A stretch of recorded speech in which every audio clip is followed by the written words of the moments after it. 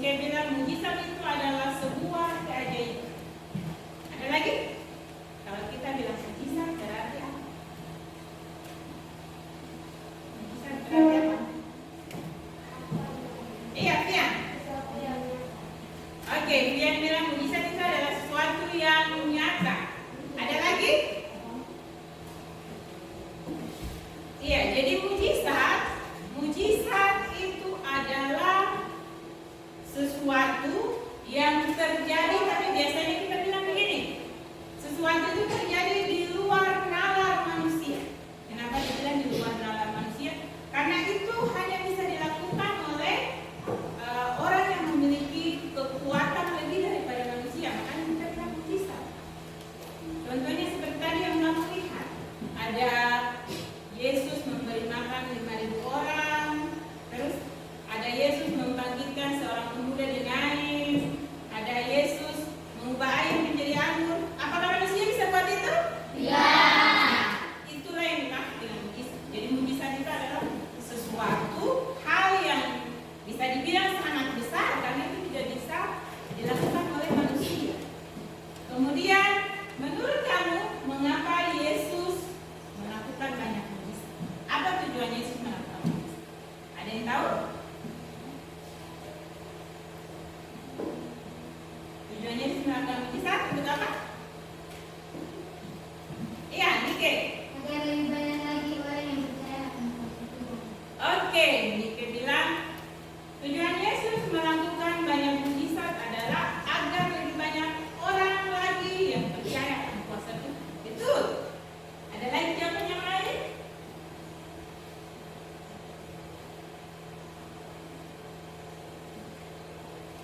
Ada lagi? Oke, jadi seperti yang disampaikan oleh Nike tadi. Mengapa Yesus melakukan banyak mujizat? Tadi sudah disampaikan di awal bahwa Yesus mewakilkan kerajaan Allah. Itu dia menggunakan perkataan, perumpamaan yang kalian pelajari minggu lalu. Kemudian melalui tindakan, dan kita lihat tujuan pembelajaran kita di hari ini itu apa? Adis, baca nomor 1.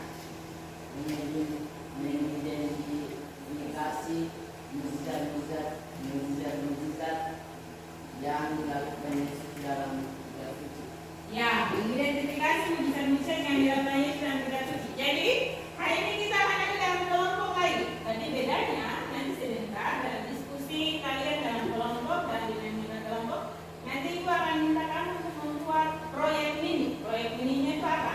Nanti kalian diminta untuk membuat mind mapping boleh, poster boleh, infografis boleh, ataupun presentasi, tapi pakai Canva. Minggu lalu kan kita sudah belajar menggunakan Canva, kan? Ya. Iya, kita sudah coba lagi. Nah, minggu ini Ibu minta supaya kita lebih mengenal lagi cara membuat presentasi dengan infografis, dengan poster, dengan mind mapping, supaya kita lebih kalau anak muda biasa bilang melek teknologi itu berarti bahwa biar kita tinggal di pulau, tapi kita juga tidak kalah dengan anak-anak yang di kota, kan? Iya, di sekolah kan punya kelompok banyak, kan? Ya, jadi itu harus kita manfaatkan. Ya, kemudian tujuan pembelajaran kita yang kedua, Fian, baca. Yesus melakukan mujizat Yesus sebagai tanda kebenaran Allah. Iya, jadi seperti yang dibaca oleh Fian, nanti di dalam proses dalam diskusi kelompok tadi, kamu diminta untuk menganalisis makna mujizat Yesus itu apa di dalam kitab suci yang kamu baca. Jadi makna mujizat Yesus sebagai tanda kehadiran Allah yang nanti kamu rasakan saat membaca itu apa. Kemudian yang ketiga, ada yang baca ya? Merancang aktivitas berupa tindakan atau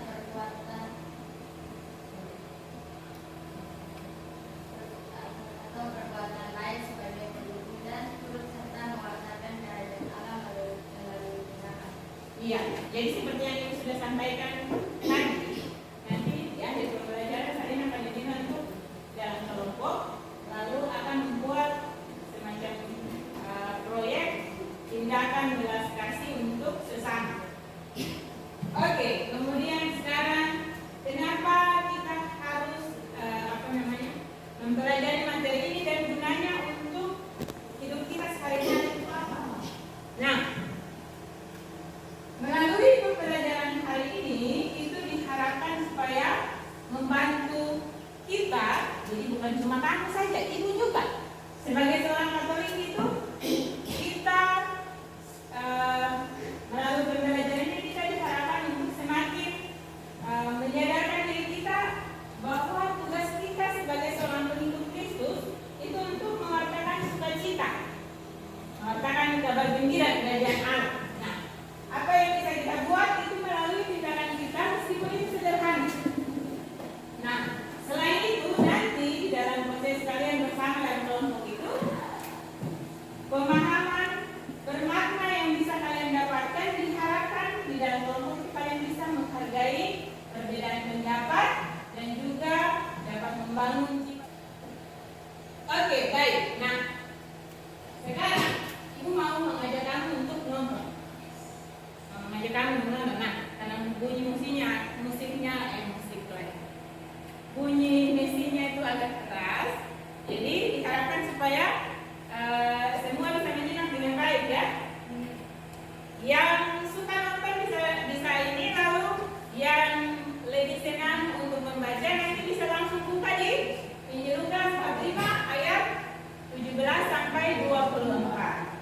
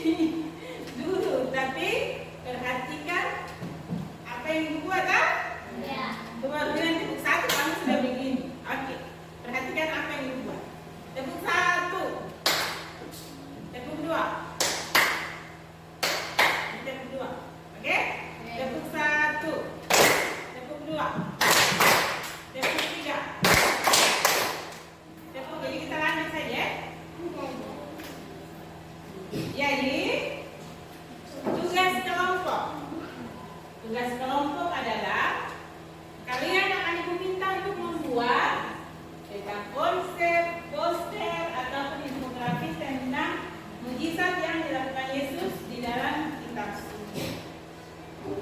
Nah, sesuai dengan tujuan pembelajaran tadi, maka kalian harus menganalisis, kemudian menemukan makna mujizat itu untuk hidup kamu. Jadi tidak hanya saya lihat ada misalnya di Injil Matius bab berapa, ayat berapa sampai berapa itu bicara tentang Yesus menyembuhkan pemuda dari naik. Tapi yang lebih penting adalah kamu harus bisa menganalisis dan menemukan makna dari mujizat tersebut untuk kehidupan kamu. Oke? Semua mengerti tugasnya? Oke. Silakan dikerjakan. Boleh mau main mapping boleh, mau buat poster boleh, mau buat infografis boleh, mau buat presentasi juga boleh. Minggu lalu kan kita sudah belajar buat presentasi kan? Sekarang kita buat lagi yang lain. Dan kalau ada yang mau mencoba lagi untuk buat presentasi silakan. Oke, ibu kasih waktu 20 menit cukup? Cukup. Oke, baik, mantap. Oke, baik. Sekarang silakan di dalam kelompok ada hotspot. Ibu sudah hotspot di sini. Nanti kamu boleh sumbernya kamu boleh cari di Wikipedia boleh, terserah. Mau cari di internet boleh, buka kitab suci boleh. Ada buku panduan juga yang sudah ibu bagi itu. Silakan dibuka, lalu cari di dalam juga boleh. Sumbernya bebas. Oh, kalian yang punya ini, kok punya apa?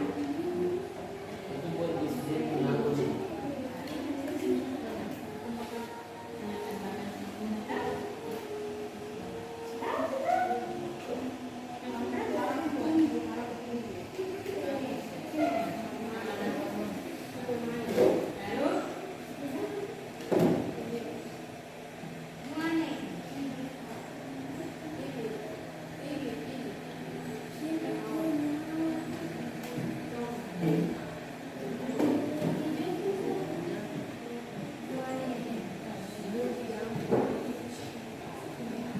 di sini ketik mujizat.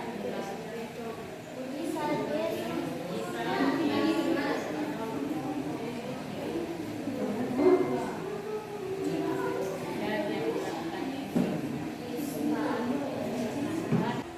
Selanjutnya F.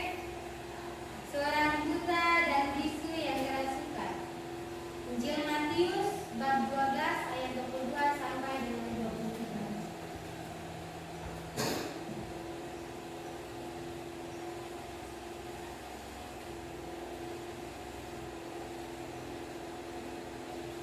Di sini kami akan membahas tentang makna yang kami ambil. Yang pertama, kuasa Yesus atas kegelapan. Mujizat ini menunjukkan bahwa Yesus memiliki otoritas penuh atas kekuatan jahat. Dengan mengusir setan,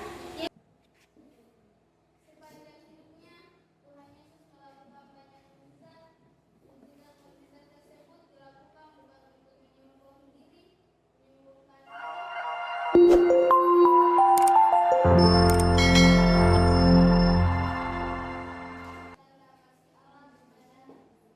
yaitu menyembuhkan seseorang yang sakit lumpuh. Tempatnya di kolam Bethesda. Nomor 3, Yesus berjalan di atas air. Sesudah mujizat Yesus saat memberi makan dari orang bangkit.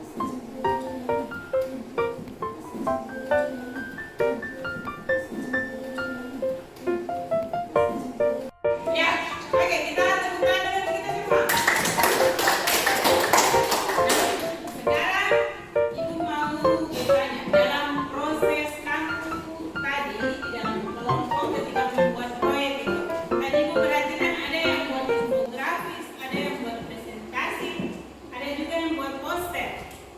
Nah, sekarang Ibu mau tanya, apa yang kamu dapatkan selama proses ketika membuat mind mapping, ketika membuat presentasi, ketika membuat infografis, poster menggunakan Canva tadi? Apa yang kamu dapat?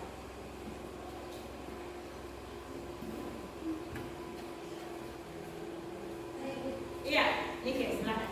Kami jadi tahu cara membuat poster menggunakan Canva, dan ini juga bisa membantu kami berani tampil melalui presentasi.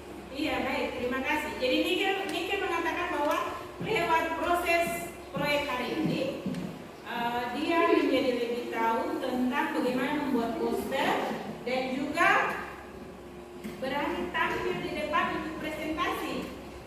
Jadi ketika kalian tadi maju ke depan, lalu sendiri pasang presentasi sendiri yang menjalankan itu laptop, itu berarti kamu belajar sesuatu, kan? Itu bagian dari leadership sebenarnya. Jadi melatih kepemimpinan sejak dini. Oke, ada lagi? Ada lagi kamu belajar apa hari ini? Dari materi kita hari ini tentang Yesus mewartakan kerajaan Allah dengan menggunakan mujizat. Ada lagi? Oke, baik. Jadi dari proses hari ini apa yang kamu dapat dari materi hari ini? Ya. Satu-satu kita harus mengandalkan Tuhan. Iya. Jadi Keisha jawaban yang baik bahwa dari mujizat mendalami kitab suci hari ini tentang mujizat dan tindakan Yesus, Keisha menemukan bahwa di dalam segala hal yang kita lakukan itu harus selalu mengandalkan Tuhan. Dari proses sepanjang hari ini, kira-kira nilai moderasi beragama apa yang bisa kita dapatkan? Misalnya ini sudah merangkum, ada toleransi, ada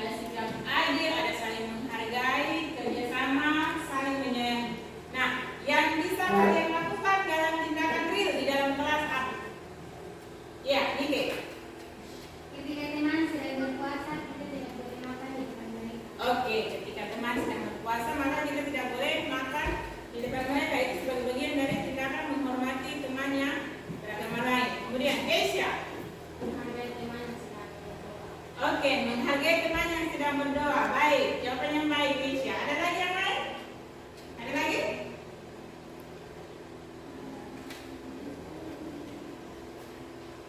Ada lagi? Iya, Desi. Menghargai teman yang sedang belajar. Oke, baik. Ya, jawaban yang baik. Ada lagi? Ya, Jerry. Ya, menghargai pendapat teman. Oke, kita sepakat. Tidak perlu tindakan yang muluk-muluk. Tidak harus kita pergi bawa beras dan lain-lain, tidak perlu. Tapi bisa buat tindakan yang sederhana seperti mungkin pergi bantu mereka untuk timba air, cuci piring, ataupun pergi kunjungi orang-orang sakit, itu juga buat. Jadi nanti jangan lupa kamu nanti proyek itu kamu harus buat dalam bentuk laporan, maka harus ketika melakukan itu harus ada apa? Dokumentasi, harus ada foto supaya memang itu tahu jelas bahwa oh memang kegiatan ini Anis buat bersama kelompoknya di kampung, atau kegiatan ini John buat di kampung, karena buktinya dari mana? Dari foto. Oke, itu. Kemudian nanti ada refleksi pembelajaran yang Ibu sudah kirim linknya ke grup. Nanti silakan dibuka lalu diisi. Ini sebagai bentuk dari refleksi pembelajaran kita di hari ini. Ibu mau tahu sepanjang hari ini apa saja yang kamu dapat. Tadi cuma beberapa teman yang berbicara, kan? Jadi Ibu mau tahu apa saja yang kamu dapatkan selama proses pembelajaran kita hari ini. Lalu evaluasi apa yang bisa kamu berikan. Jadi untuk perbaikan kita ke depan, perbaikan pembelajaran kita ke depan. Nah, kemudian informasi terakhir, minggu depan kita akan ulangan materinya bab 1 seluruhnya untuk kelas 8. Lalu kita akan masuk dalam 2